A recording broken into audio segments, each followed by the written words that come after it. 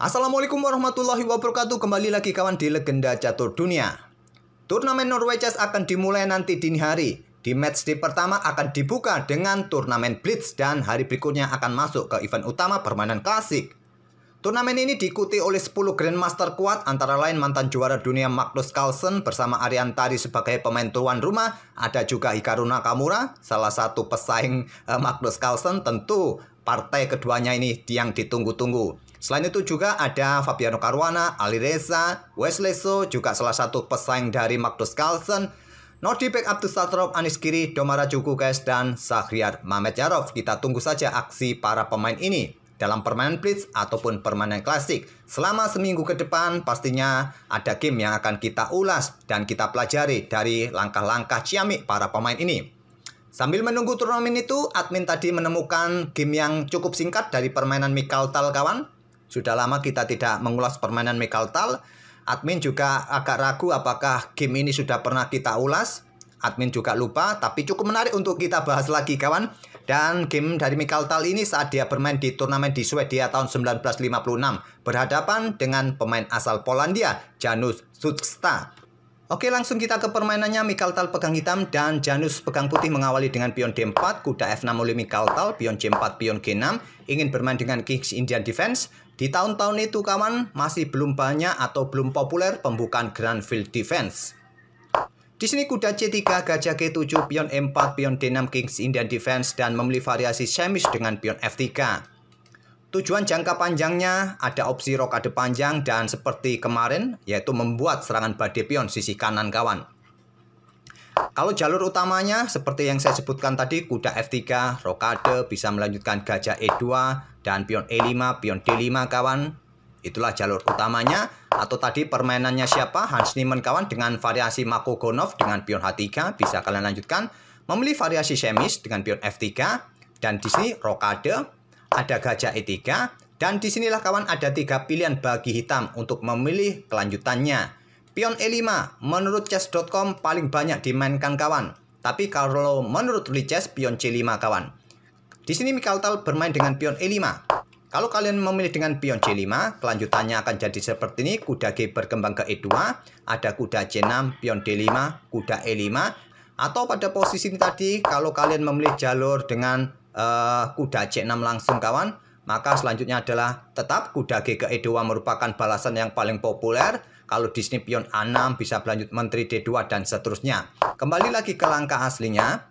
Di sini Mikhail Tal setelah gajah ke peta E3 ini memilih jalur utama dengan pion E5.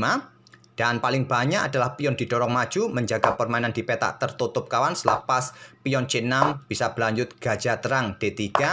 Terus pertukaran pion ini juga sering terjadi. Tapi di sini putih memilih tidak mendorong pionnya kawan. Tapi memilih dengan pengembangan kuda G ke E2.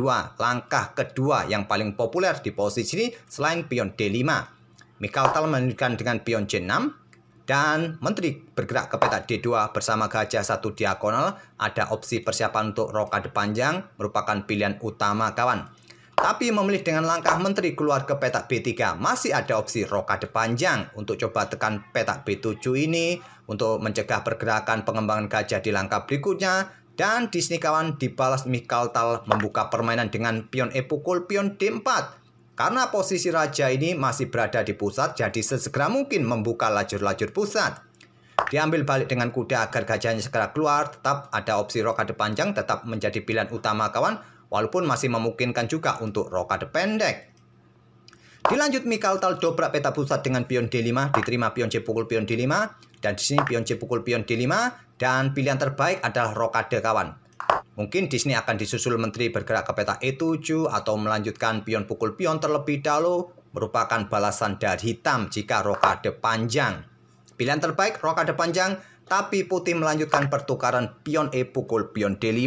Malah terbuka lajur E. Bagi benteng, bagi menteri bisa mengepin gajah di sini kawan. Yang memaksa raja akan bergerak naik ke peta F2 nantinya. Benteng E8 merupakan jawaban terkuat. Di sini mungkin kuda ke C2 untuk pertahankan gajah atau raja ke peta F2. Tapi Mikhail Tal di sini kawan bermain dengan kuda C6. Langsung membuat langkah pengorbanan di langkah ke-11-nya. Ternyata langkah ini langkah blunder kawan dan diterima saja oleh putih.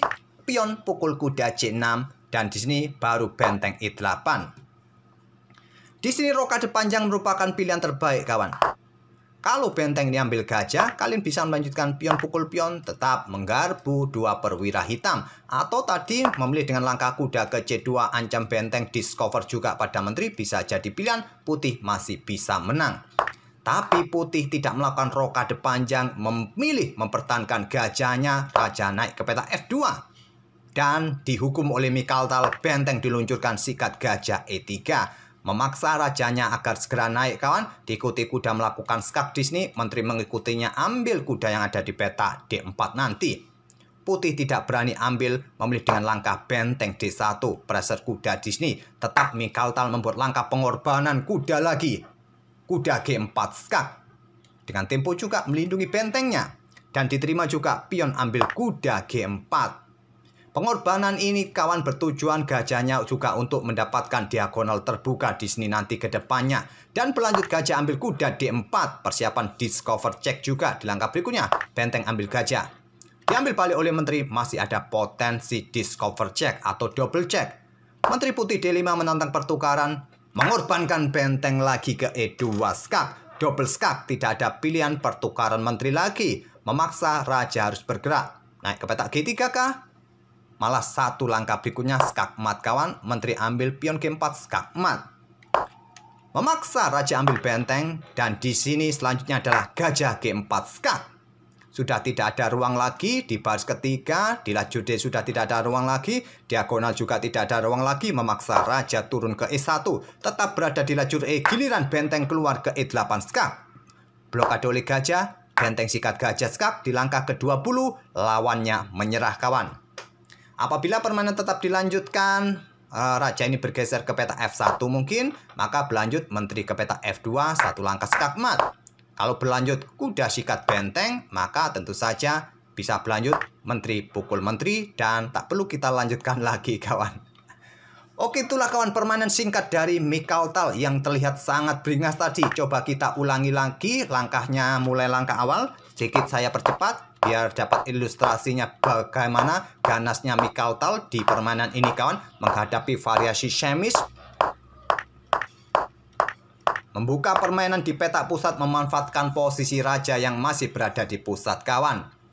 Di sini kuda dikorbankan, di langkah ke-11-nya diterima, merupakan pilihan terbaik. Tapi langkah raja bergerak ke peta F2 tadi yang menjadi kesalahan putih, kawan. Langsung dihukum oleh Mikhaltal, diikuti langkah blunder ke peta D1. Pilihan terbaiknya tadi adalah raja ini ambil benteng, tak ada masalah.